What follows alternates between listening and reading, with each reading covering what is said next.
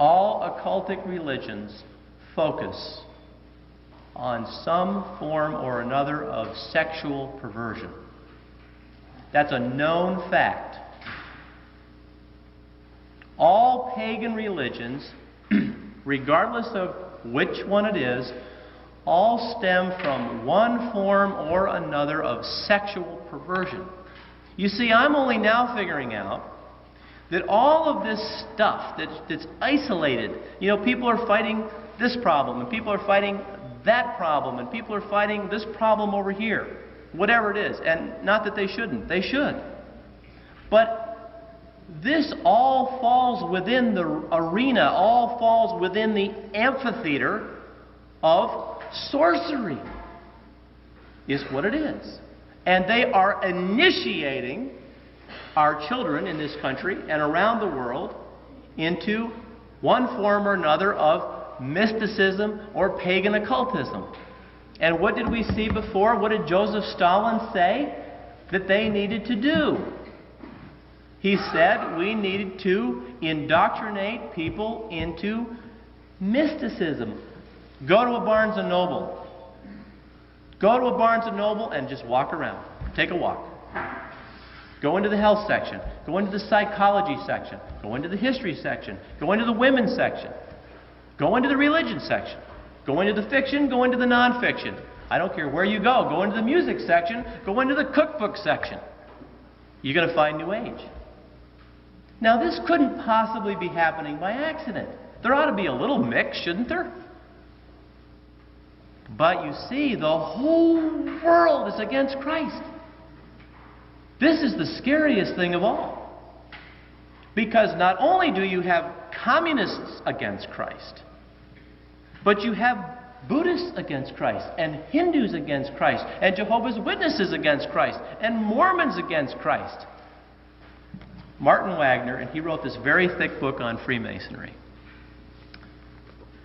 And I do not have the time tonight to go through all of it. But he did one snap job, let me tell you, of researching what was termed the sacred mysteries. You're going to hear a lot about this. It's all in the bookstores today. All this stuff about the mysteries.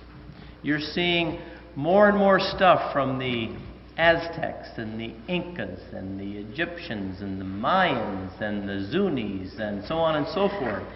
Where's this all coming from? He says, having taken, and I'm on page 248, so he's done 247 pages of proof, okay, already. Having taken for our guidance the statements of eminent Freemasons, that if we would get the thought of Freemasonry and the hidden meaning of its rites, we must go to the ancient mysteries of Syria, Greece, Egypt, Samothracia, and Sidon, and other nations of antiquity, and study those institutions and discover their ideas of the divine.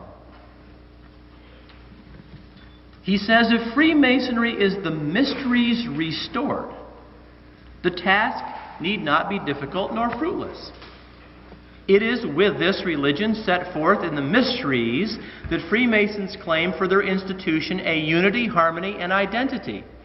They claim and profess to set forth the same religious ideas, worship the same deity, and employ in their religious and moral instruction the same hieroglyphic methods and art speech that prevailed in those cults. And so what he has said here is, if this is what they say is true, if this stuff is hidden, it's no problem, right? We just got to go back there and see what it's all about. Of course, how many people, even Masons, are willing to do that, right?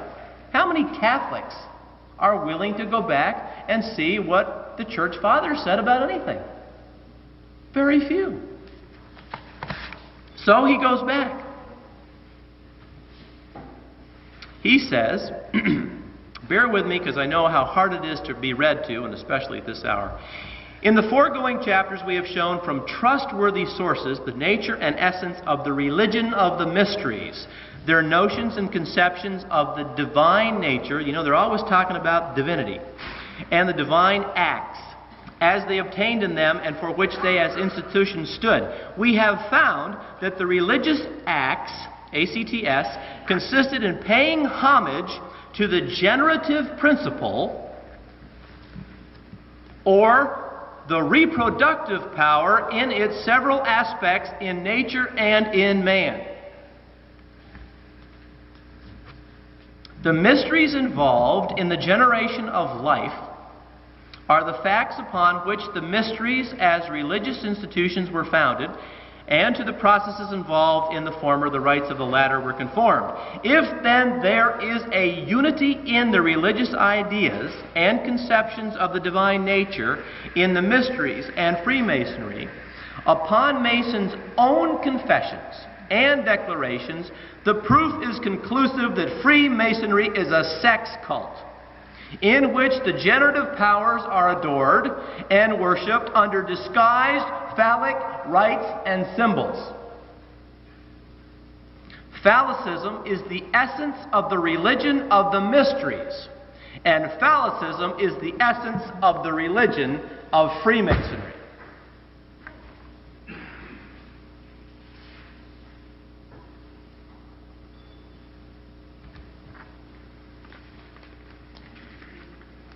With that in mind,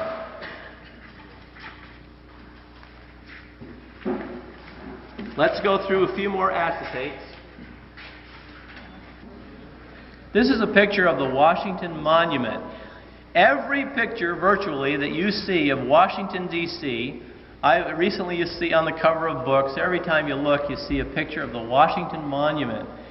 This has very, very much importance for members of the occult, because you see, the Washington Monument, to members who understand the occult, they know the Washington Monument is a symbol for the phallus.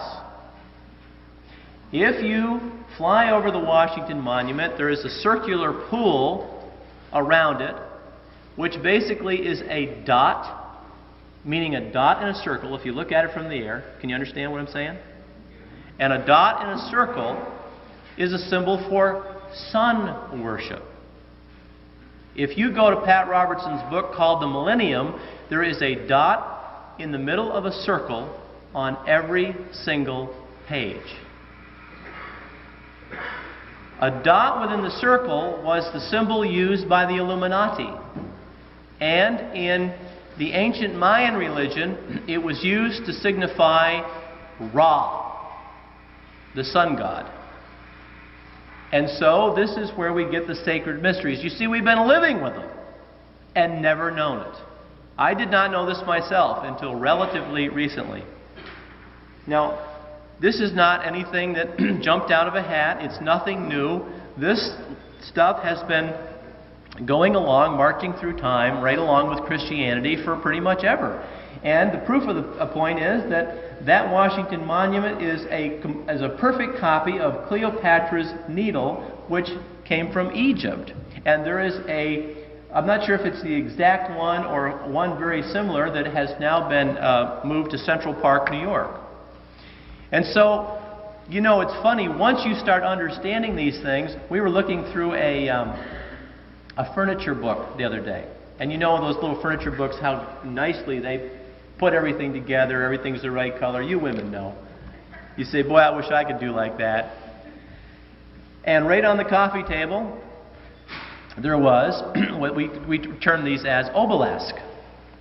And now we see it on fireplaces behind actors in movies. And we see it here and we see it there. I tell people about these things and they report back, hey, I saw one and it was here. I mean, they're all over the place. But you got to know what these things are. The occult knows. They've known for years. It's high time we figured it out. Okay.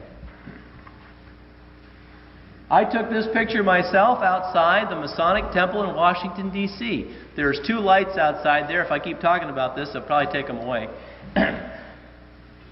This is the top of the lamp, and right here, I don't think you can mistake it, but you know, if you can't see it where you are over there, come on over. That, folks, is a goat's head. There's no mistaking that. That's not a cow or a